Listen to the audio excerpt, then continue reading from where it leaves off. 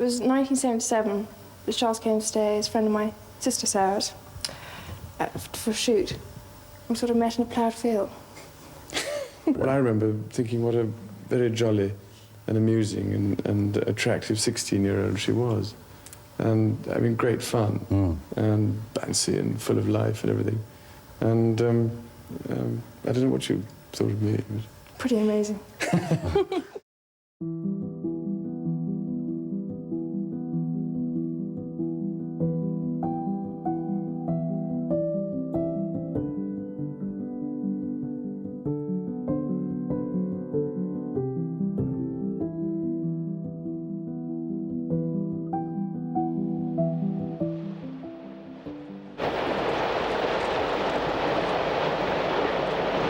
I think if Princess Diana and Prince Charles had been ordinary people, they'd have probably got divorced a lot sooner than they eventually did. Are you planning, you must be planning for the future, where you're going to live and this sort of thing? Oh, yes, yes. I mean, I've got this house in Gloucestershire, which I acquired last year. With marriage in mind? No, not really. I mean, I did want somewhere very much as a base, and I wanted somewhere which was nearer to the Duchy of Cornwall areas that I could reach then and visit people and look at the farms and things. And so that was very convenient. But obviously, it's been a great help. Madam, how are you enjoying married life? Highly recommend. How do you like Balmoral as a place? Lovely. You had this period of several years where they were sleeping in separate bedrooms. Apparently, post-1986, they were leading rather separate lives, not just staying in different rooms, but on different floors of the palace. But even still, the princess tried to make her marriage work, and she never actually wanted a divorce. What were the expectations that you had for married life? I think like any marriage, especially when you've had divorced parents like myself, you'd want to try even harder to make it work, and you don't want to fall back into a pattern that you've seen happen in your own family. I desperately wanted to work. I desperately loved my husband, and I wanted to share everything together. And I thought that we were a very good team.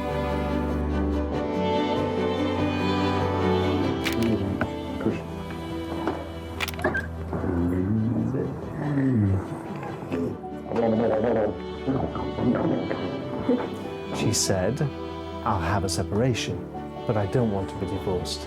For the children's sake, I want us to remain a family unit, to bring them up as parents."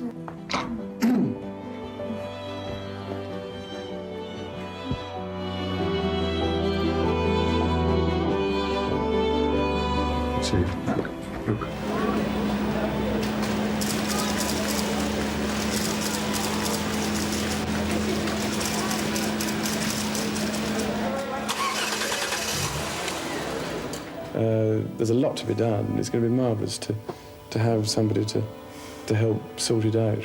Lady Diana's father described her this morning as, he said he thought she'd make a very good housewife. I was not sure you said that. We've yet to see.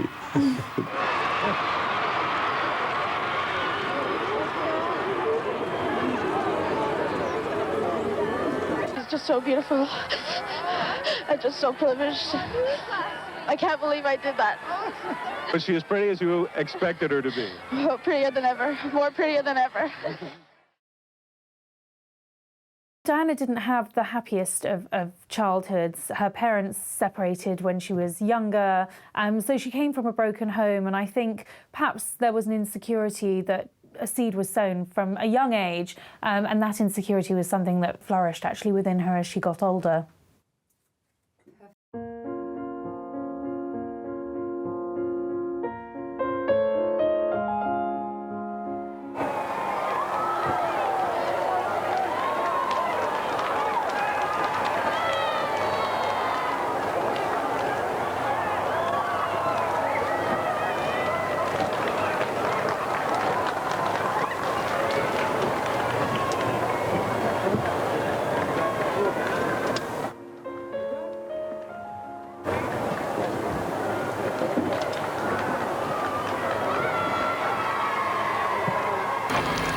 The couple had arrived separately at St. Paul's, but a crowd of about 3,000 had built up their enthusiasm unmistakable. Prince Charles was so relaxed he nearly came to grief on the top step. And when it was over, all the stress of the last few days evaporated as Prince Charles clasped Lady Diana's hand reassuringly and unaffectedly. She seemed to recover all her old charm and poise, sitting close beside him as they drove off together.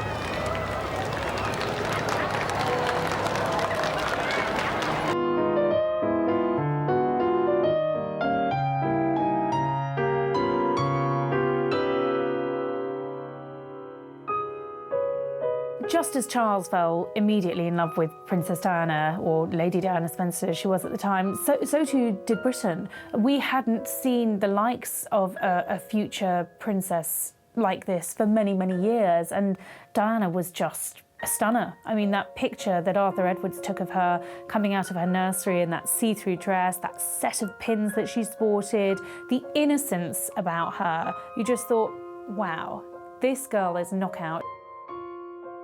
There was a huge interest from the moment the engagement happened. Everyone watched the engagement footage. Everyone around the world, pretty much, tuned into the royal wedding. I mean, that was a huge event in '81. Before he left home, Lord Spencer, the proudest of men today, wanted a few words. I'd just like to say a word. May I say a word? Please do. Yes. The Spencers have, through the centuries, fought for their king and country. Today, Diana is vowing to help her country for the rest of her life. She will be following in the tradition of her ancestors, and she will have at her side the man she loves.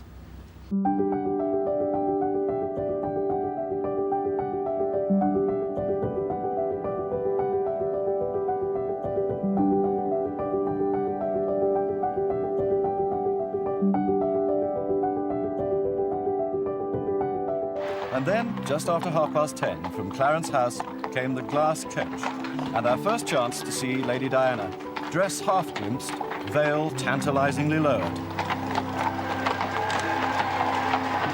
It was the fairy tale wedding. The princess made a fatal mistake. She fell in love with her prince. In the very beginning, she totally adored him.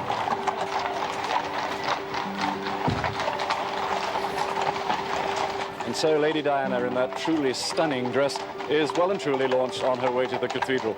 Because this is the moment where she could exercise that traditional bride's prerogative of being late, but somehow I don't think she will. I saw correspondence between them. I saw correspondence from the princess to the queen, which said how happy she was, and how she loved to be a wife, and how much she would support Charles in his future career. They were her views, but times changed. In the beginning, she was a shy, naive, quiet girl who knew nothing about the world. She was thrown in at the deep end and told to swim.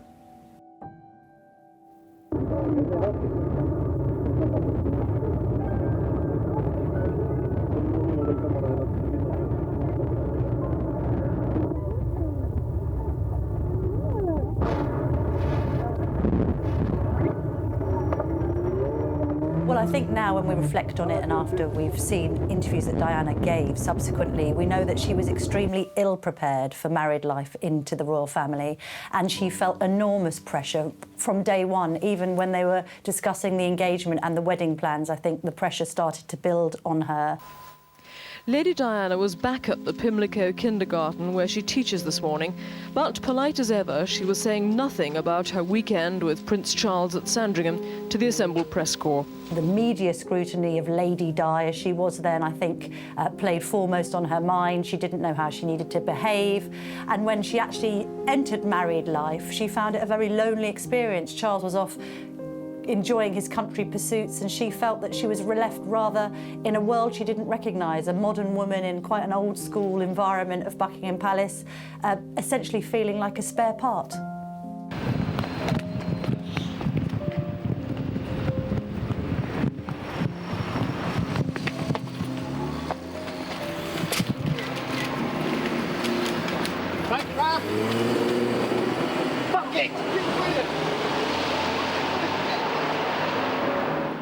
Well, Diana made it very clear that she felt like a fish out of water. Even before her actual wedding, she said she spent those nights before her wedding at Clarence House, which was then the Queen Mother's residence. And the night before her wedding was one of the most miserable of her life. She recalls how she felt completely isolated, you know, the images of the princess trapped in the tower. I think she felt isolated, and I don't think that the palace were prepared for someone who perhaps didn't have that royal training to marry into the royal family and to become a future queen. She was the Princess of Wales, she became famous overnight, and she didn't really have the tools to equip her for such immediate stardom. I think there was an acceptance from Diana that she was going to be one of the world's most photographed women, and she actually grew in that role and became more confident with the press. I think she found her role as the world's most photographed woman both suppressing but kind of a revelation to her, in that she had this ability to perhaps manipulate the media, have a bit of a laugh and joke with photographers and reporters alike, and equally use this global presence for good, and that's how she got into her charitable work.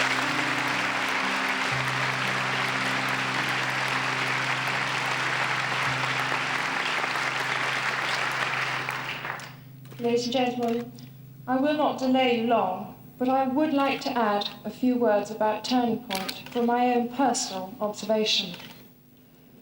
On the basis of available statistics, there could be several people here tonight who will reach a state of mental imbalance in the next year or so. Those who feel most immune may be the least secure, especially in this chameleon world. A crisis might be triggered up by the breakup of a marriage, the loss or change of a job, or the trial of an accident or bereavement. Eating disorders, whether it be anorexia or bulimia, show how an individual can turn the nourishment of the body into a painful attack on themselves. Do you know, I think the princess's problems stem from childhood. I think because she was abandoned as a child, because her mother ran away to Australia when Diana was young, I think the princess felt as if she wasn't good enough. James Hewitt came along at a time when the princess was first looking for someone to love. I have no comment. No comment, I'm afraid. Will you be prepared to make a comment to us later on in the day? No, I have no comment. He just happened to be there. He just happened to be a dashing cavalry officer. He just happened to push all the right buttons. I have to tell you, he was there after Prince Harry was born, not before Prince Harry was born, because there's a great myth in the world that people think that Harry is James Hewitt's son. That's impossible. She didn't know James Hewitt at that time. You have to look at the chronological order of the way things happened. Good. I'm going off here. That's enough. Thanks. Okay. So Harry was born. Prince Charles had told her, "I don't love you. I only married you to have children." She then begins to look for someone to love. And James Hewitt was there. I was the one she trusted. No one else knew of this relationship. And I would ferry him to and from Highgrove, from Kemble railway station, in the back of my car, and take him back to the train station when they'd had tea or he'd spent the night.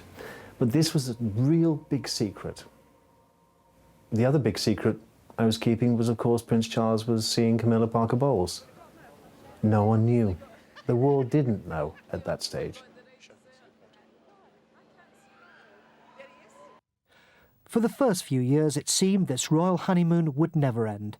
But behind the scenes, it was all very different.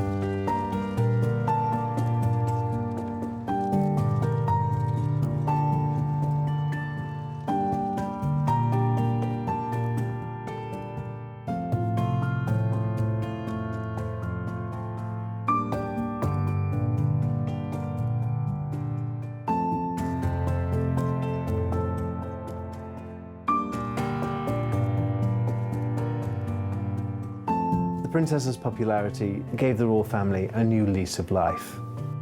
Modernisation is a very hard word to use in the context of the royal family because the royal family is built on history and tradition and protocol, and you know, Diana really broke the mould. She did things differently. She enjoyed life, you know, she was a vibrant person, she was charming, she was the daughter of an earl, she'd been married, well, she was just 20 years old when she got married, and her life had been very prescribed for her within the royal family.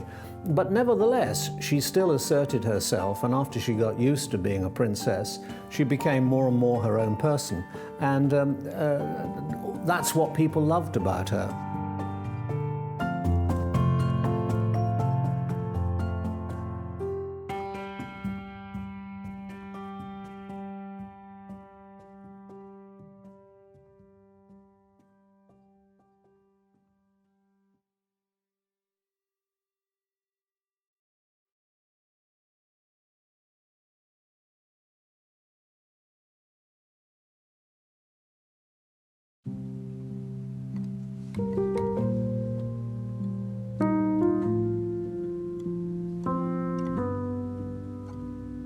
In the early days, Diana's light was small, but it began to shine brighter and brighter and brighter.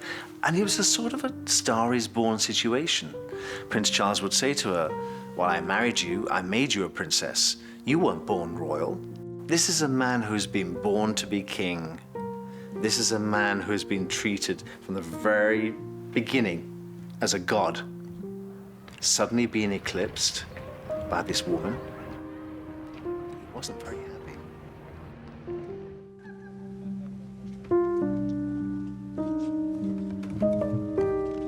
Well, I think Princess Diana, like the rest of the world, was caught up in the fairy tale that was her own royal relationship. And I think very quickly the reality set in that she didn't have much in common with Prince Charles, and actually they were very different people with very different interests.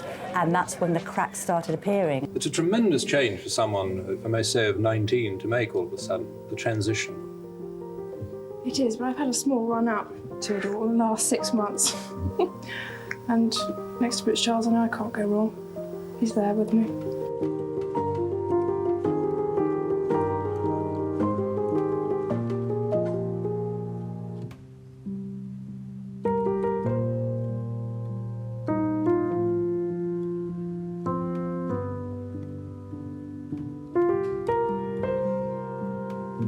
The Prince of Wales had just been on TV to admit adultery with Camilla Parker Bowles, and the princess that evening was due to go out to the Serpentine Gallery to see her old friend Lord Palumbo and open his new exhibition. "I can't go. I'm not going. I'm not going. It'll be too humiliating. The whole world now knows that Charles has been having an affair. He's admitted it." "You are going," I said. "I've got nothing to wear." "Yes, you have got something to wear." I went up to her wardrobe room and picked out a Christina Strambolian dress with a fishtail. "This is what you're going to wear," I said. "High heels and those jewels. Remember, when you go out there," I said, "you stride, you hold your head high, you smile, you engage, firm handshake. Say to yourself, I am Diana, Princess of Wales, and I am here to stay. I am the mother of the future King of England." Say it to yourself. Say it. The announcement that Camilla Parker Bowles and her husband are to divorce has reignited speculation over the marriage of the Prince and Princess of Wales. According to the Prince's authorised biography, he and Mrs. Parker Bowles have had 3 affairs over a period of more than 20 years. Today's announcement led one noted royal watcher to speculate that any move now by Prince Charles to divorce and marry Mrs. Parker Bowles could imperil the monarchy. The admission made the front pages and prompted this question. Someone other than Diana could be Queen one day. The Prince of Wales has made it clear that he has no intention of remarrying once his divorce comes through. In a statement, he was attempting to quash speculation that he might marry Camilla Parker Bowles, the woman he's admitted having an affair with. This followed last night's disclosure that the Queen had written to the Prince and Princess of Wales suggesting an early divorce.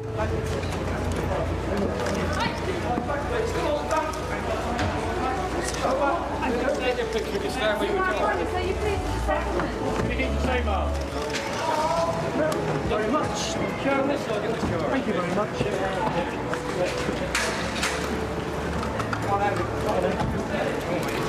I think this morning's papers are the beginning of a vox-pop process, which seems to me to be indicating that the British people would very reluctantly accept Mrs. Parker Bowles as a substitute for Diana as a future queen.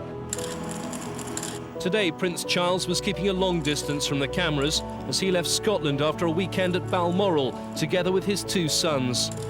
In the latest extract from Jonathan Dimbleby's biography in today's Sunday Times, it's claimed that he's had 3 separate affairs with Camilla Parker Bowles. She was today also keeping a low profile, spending the weekend with her husband at their home in Wiltshire.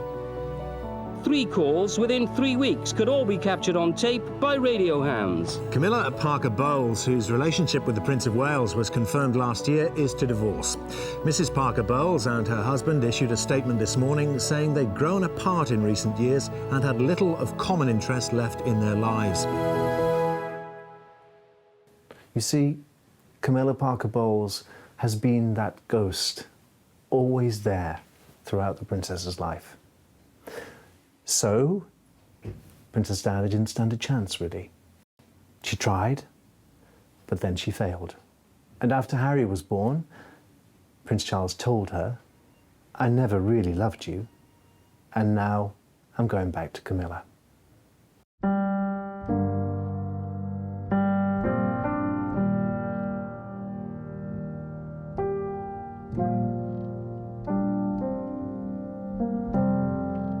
The only secret Diana ever kept from me was the Martin Bashir interview for Panorama. Now, I'd known Martin Bashir for a long time, and he was one of the men that I used to bring into the palace under a blanket because he didn't want to be seen by anyone. He was never a lover of the princesses. He was just a work associate. He persuaded the princess that she had to have a voice. She needed to tell her story, and what better a vehicle than Panorama? I was sent home on a Sunday afternoon. Strange, I thought. Why would she be sending me home? Go and spend some time with your family. I'm doing nothing this afternoon. Don't worry about me. The minute I'd left the palace, in through the back door comes Martin Bashir and his camera crew. And they set up the Prince of Wales sitting room, which she used for that interview. At the age of 19, you always think you're prepared for everything, and you think you have the knowledge of what's coming ahead. But although I was daunted at the prospect at the time, I felt I had the support of my husband-to-be. I had no idea that was being done. The next morning I came to work, I noticed all the furniture had been moved. Why have you moved the furniture? It's not in the same place. I had a dance class. I had to move the furniture out of the way just so that we could exercise. Strange. Very strange. She avoided me for the next 2 days, never spoke to me. How strange, I thought. She's hiding something. And then she told me that she'd made a recording with Martin Bashir for Panorama. What have you said? Well, I just put the record straight, she said. We didn't know what she'd said until we saw it. Well, there were 3 of us in this marriage, so it was a bit crowded. 31 million people stopped in their tracks on that Monday night and couldn't believe what they were seeing. The Princess of Wales bearing her heart on national television. We couldn't take our eyes away from it. We couldn't believe what we were hearing. There are 3 people in my marriage. My husband isn't fit for the top job. I think it would bring him limitations. She was honest, open, and frank. Did you love James Hewitt? Yes, it did. Yes. Were you unfaithful? Yes, I adored him. Yes, I was in love with him. But I was very let down. It was all there. I couldn't believe it. It was too raw for most people and an embarrassment for the royal family. That was the final straw. That was the straw that broke the back of the House of Windsor. From that moment on, Diana was outcast. Her titles were stripped. She was no longer prayed for in church. She was on her own. Life with Diana was 24/7. My wife said, there are 3 people in my marriage too, because Diana is always there. She used to say, she's your baby. I said, yes, she's my baby. She needs me. She needs me to be there. My wife had 2 children. The princess had no one. Her children were away at boarding school. She had no husband. Occasionally, she had a male companion, but they came and they went. I was responsible for that too. I was a go-between. I was the one that went out with my car, brought people back to Kensington Palace in the back seat of my car underneath a blanket, just to give the princess some love. All she was ever looking for was to be loved. She used to say to me, all I ever want, Paul, is a man to put their arms around me and say, I love you. That's not too much to ask, is it? And that's what she was searching for. Her soulmate was Hasnat Khan, the heart surgeon.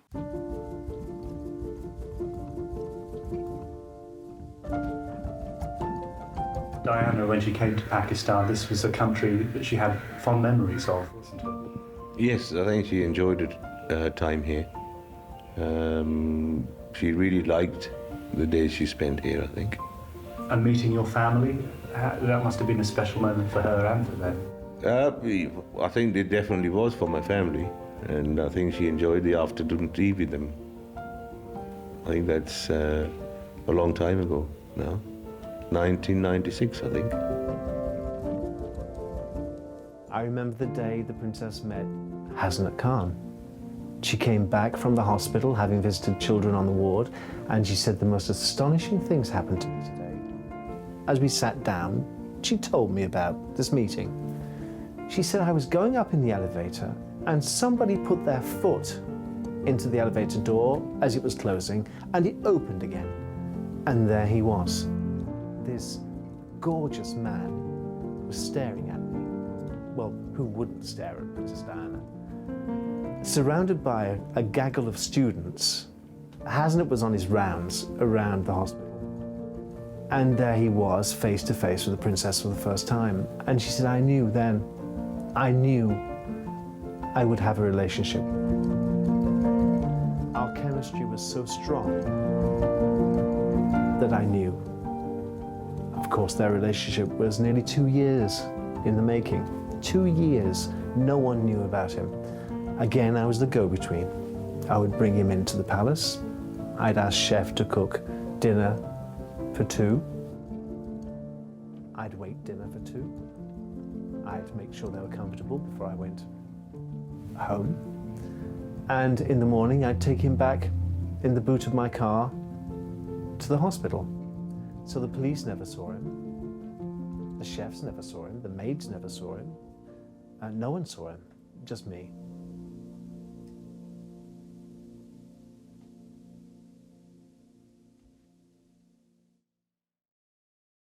I don't know how she'll find a husband, but I always imagined she'd end up with someone older, very powerful and rich, perhaps a sort of Onassis type figure that really could look after her and whisk her away from everything in the same way that Onassis did for Jacqueline Kennedy.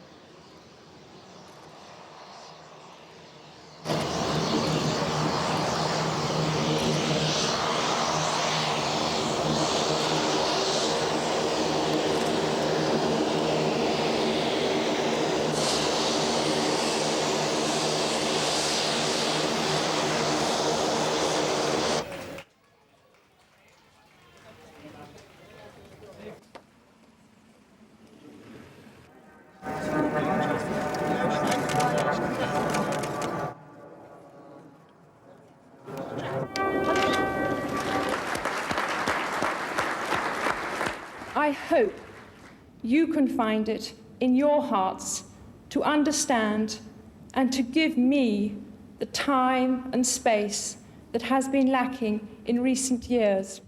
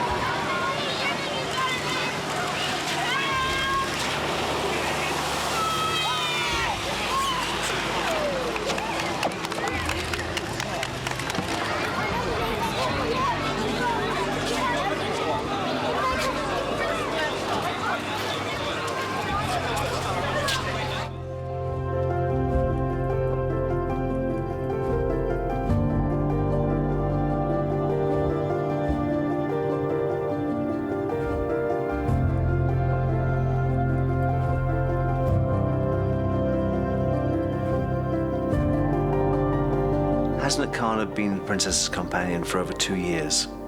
Nobody knew about Hasnat Khan. That was not played out on the world stage. Whereas, after they'd broken up, the princess was invited to the south of France by the Mohammed Al Fayeds. She met Dodi Al Fayed.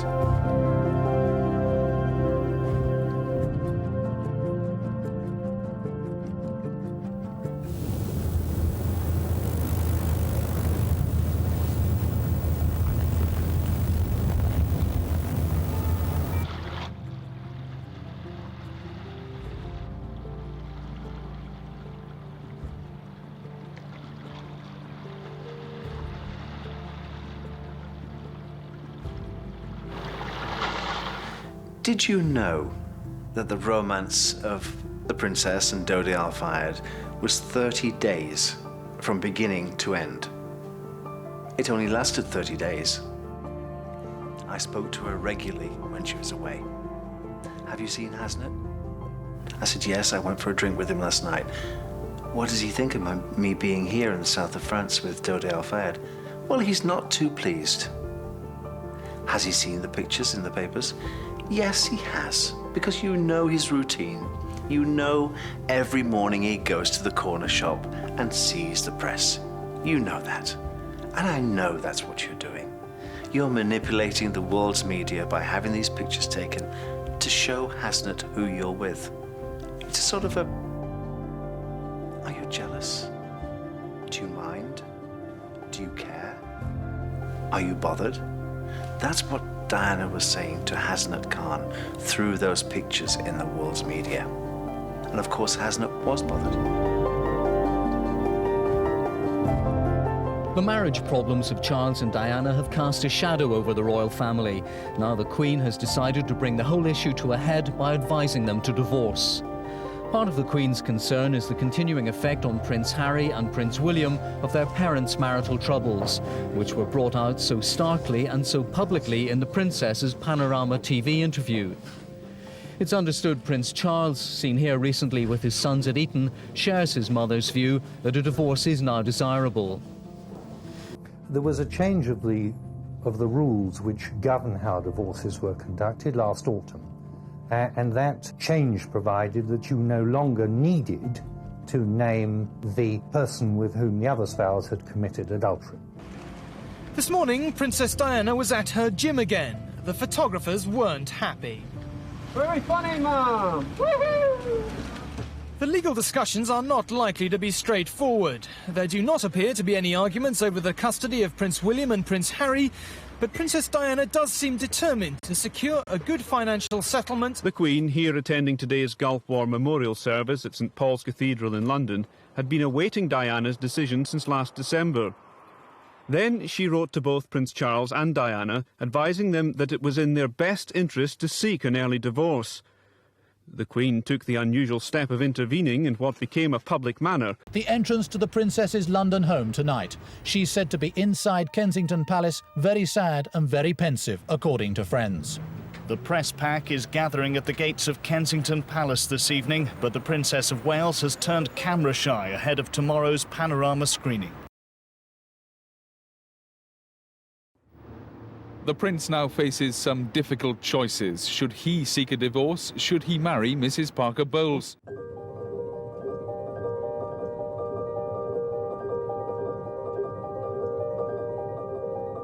Lawyers say the divorce issue could still go to court. I think she's playing a clever game. I think she is aware absolutely of what she is doing. She's convinced she ought to have an ambassadorial role, and that is what the public wants. And she's convinced that by doing this, she's going to make sure her husband realises that. You've been very open about all of this and what you've said. Do you now hope that this issue and expect this issue to go away? Is that what you hope will now happen? Yeah. Do you think Di was worth it? Yeah. Is Di worth 17 million? You can still comment, can't you? I mean, would you pay your wife 17 million if you got divorced? Oh, well, probably if I had it, I would, yeah. Very surprised at that. I thought it was a very peculiar way of doing it. On the face of it, it was rather discourteous to the Queen. But Princess Diana is very good at manipulating the media, and it may well be that she did it like this to show that she could do her own thing, and also to give her a stronger bargaining power over the title that she wanted to have, and perhaps over the nature of the divorce settlement when it comes. Behind closed gates at Kensington Palace, the princess was said to be deeply upset at making and declaring the decision to end the marriage. It could happen swiftly, meaning a leap year divorce. So as the public read the papers, the royal lawyers set about reading the small print. What has yet to be worked out are the complicated details of a divorce. She's got the house, Kensington Palace, which Prince Charles has always wanted to get back because he's stuck, poor fellow, in St. James's Palace. And she has got the children, and obviously there's nothing going to change. She's got the money from Charles to keep up her lifestyle. And so in those early days, she had so little self-confidence. She didn't believe in herself. And I think that love lost in those early days haunted her through her life.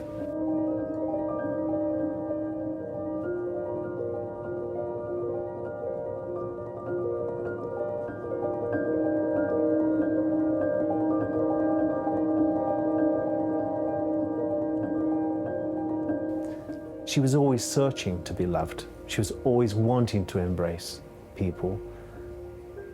And I remember when I got married, she came and sat in my kitchen, hitched herself up onto the draining board on the sink with her legs dangling, looked at me and said, "Do you know, this is all I've ever wanted, a happy family life." And that's the one thing that she could never have. So that love with Prince Charles that she gave everything for disappeared. And she turned around and there was no one there. The most beautiful woman in the world had no one to hold her. She had no one to kiss her goodnight. She had no one to say, "How beautiful you look."